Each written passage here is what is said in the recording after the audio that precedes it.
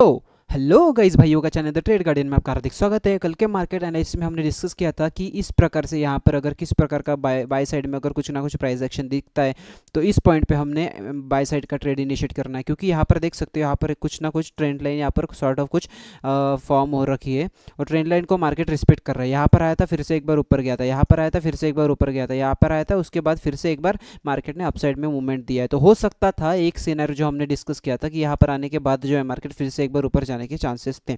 देखिए, ये पॉसिबिलिटी का गेम है, प्रेडिक्शन का गेम है।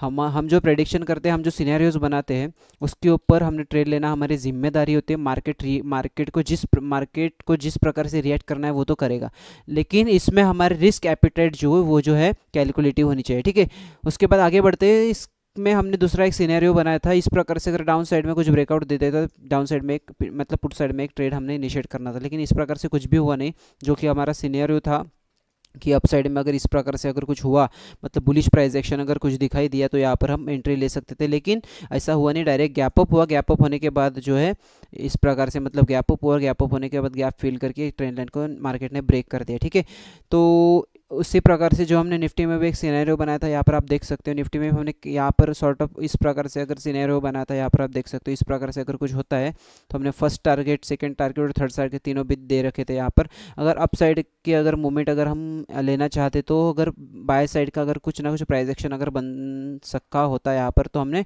बाय साइड में हमने अपना ट्रेड इनिशिएट करना था। लेकिन यहाँ पर आप देख सकते हो बैंक निफ्टी जैसा यहाँ पर गैप अप हुआ, मार्केट गैप अप होने के बाद जो है उधर ही कंसोलिडेट करने लगा। ठीक है, तो आज के मार्केट एनालिसिस में हम देखेंगे कि सबसे पहले बैंक निफ्टी के जितने भी स्टॉक्स हैं उनके ऊपर चलते हैं। सो उसका सबसे पहले चलते हैं H D F C bank के डेली टाइम फ्रेम पर चलते हैं। H D F C bank यहाँ पर मैंने लेवल कुछ भी नहीं निकाले। ठीक है, आज क्योंकि मैं यार थोड़ा प्रॉब्लम में था बहुत ज़्यादा, मतलब क्या बताऊँ, अभी हर किसी को प्रॉब्लम होती है। ठीक है, प्रॉब्लम किसी को बतानी नहीं है यार, उसको खुद ही फेस करना है। अगर किसी को अगर आप प्रॉब्लम बताएंगे तो लोग आपकी प्रॉब्लम का मजाक उड़ाएंगे, आपको जो है नीचा ऊंचा उनके देखने का नज़रिया बदल जाता है। ठीक है, आप खुद का प्रॉब्लम किसी को मत बताया करो, खुद फेस किया करो, क्योंकि प्रॉब्लम सॉल्व करने के लिए कोई नहीं आने वाला दोस्त।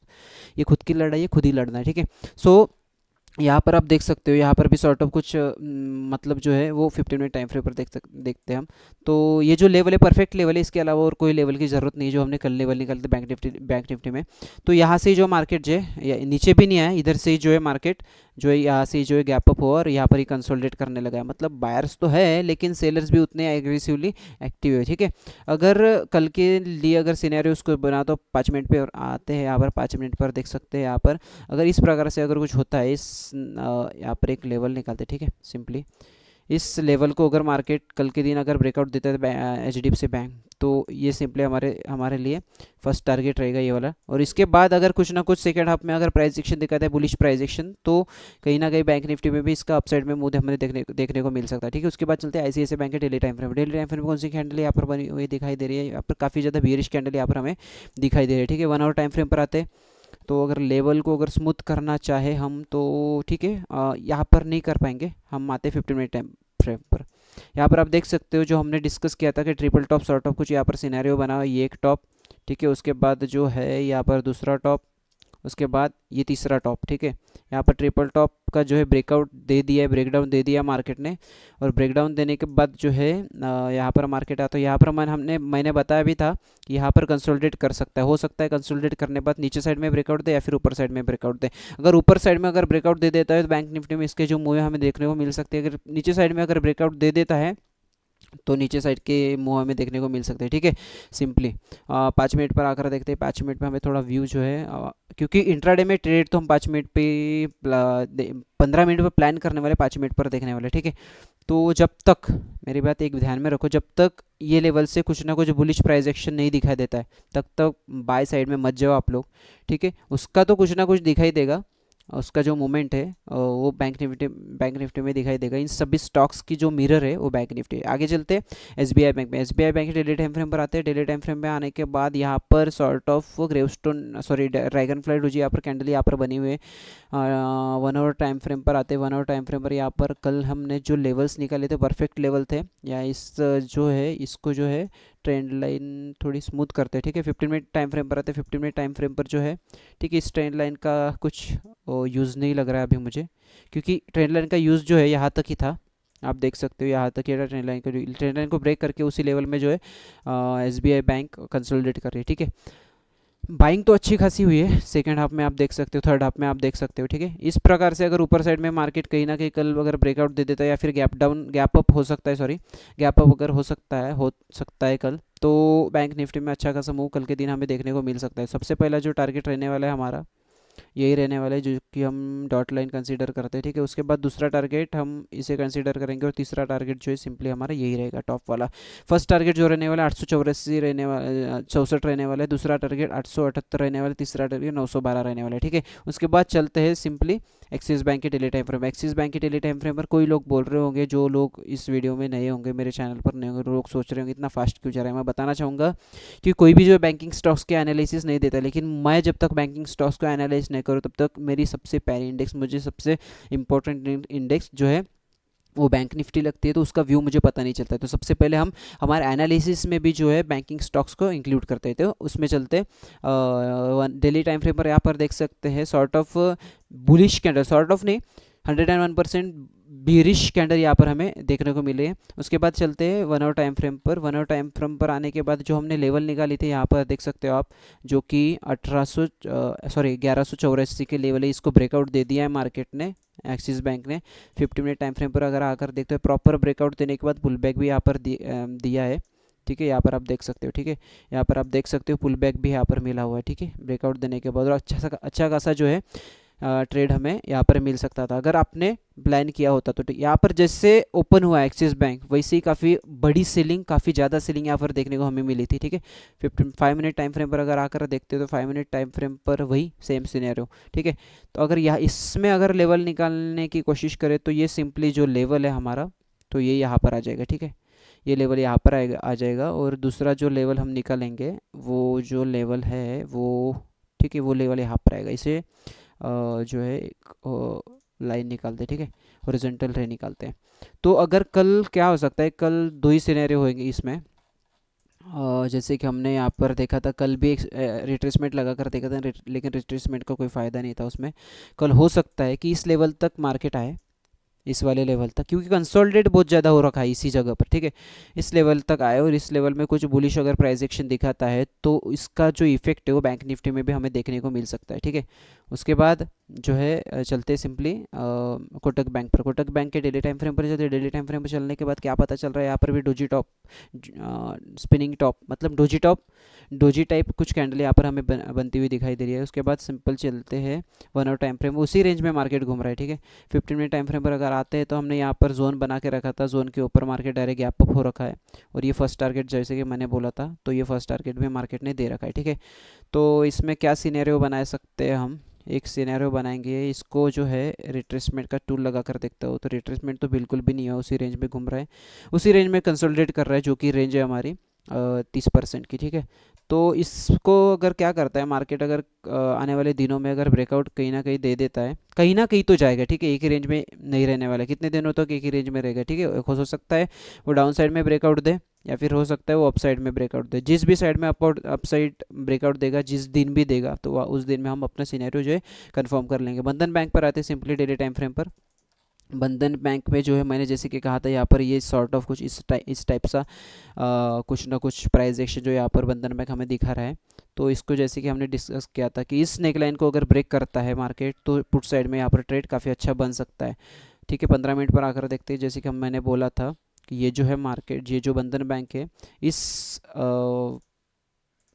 पैटर्न को फॉलो कर रहा है। यहाँ पर आप देख सकते हो ऊपर जाता है नीचे आता है, फिर से एक बार ऊपर जाता है नीचे आता है, ऊपर जाता है नीचे आता है। इसी प्रकार से जो इसी पैटर्न को जो है मार्केट फॉलो कर रहा है, मतलब बंधन बैंक फॉलो कर रहा है। तो इस नेकलाइन को जब ब्रेक करता है तो आप देख सकते हो कितनी ज़्यादा फॉल हमें देखने को मिला था, जैसे कि हमने कल कहा था, ठीक है। उसके बाद सिंपली चलते हैं हमारे सबसे पहले इंडेक्स बैंक निफ्टी के ऊपर। बैंक निफ्टी के डेली टाइम फ्रेम पर चलते हैं, डेली टाइम फ्रेम पर चलने के बाद इसके सारे जो लेवल्स है सबसे पहले मिटाते हैं। 1 आवर टाइम फ्रेम पर आते हैं, डेली टाइम फ्रेम तो काफ़ी ज़्यादा बेरिश कैंडल हमें दिखाई दी।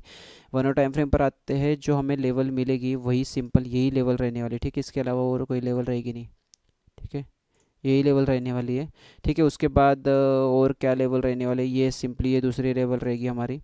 15 मिनट पर आते हैं, 15 मिनट में क्या आप ट्रेड प्लान कर सकते हैं, ठीक है। यहाँ पर आप देख सकते हैं वॉल्यूम भी बहुत ज़्यादा कन्फ्यूजन दिखा रहा है, ठीक है, मतलब जितना सेलिंग हुआ है उतना ही बाइंग भी हुआ है, ठीक है। आखिरी के मोमेंट में।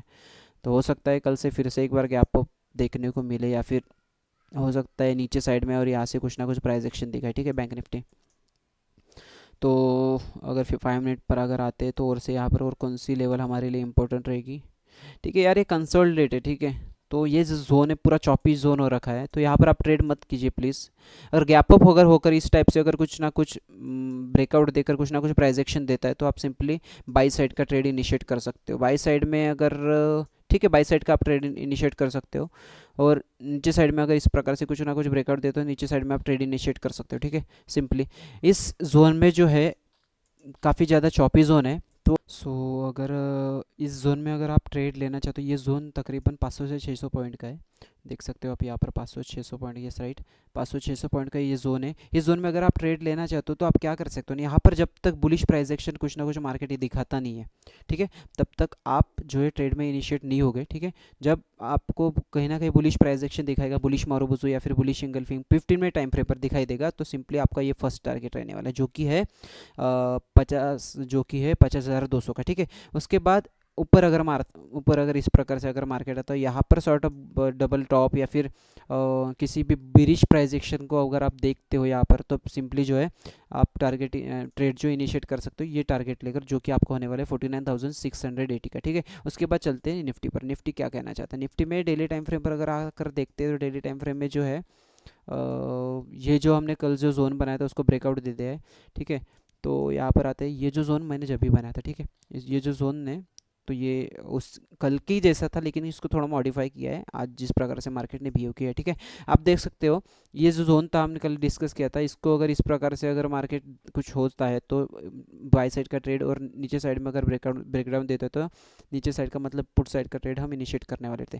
और यहाँ पर भी आप देख सकते हो वॉल्यूम में काफ़ी ज़्यादा मतलब जो है कमी वॉल्यूम में आप देख सकते हो, ओके। यहाँ पर आप देख सकते हैं वॉल्यूम जो है काफ़ी ज़्यादा कम हो रहा है, मतलब बाई साइड में जो लोग बैठे हुए उनको इंटरेस्ट नहीं है, बायर्स को इंटरेस्ट नहीं है मार्केट को ऊपर ले जाने में। इसकी सिंपल सा जो है वो इसका वो है।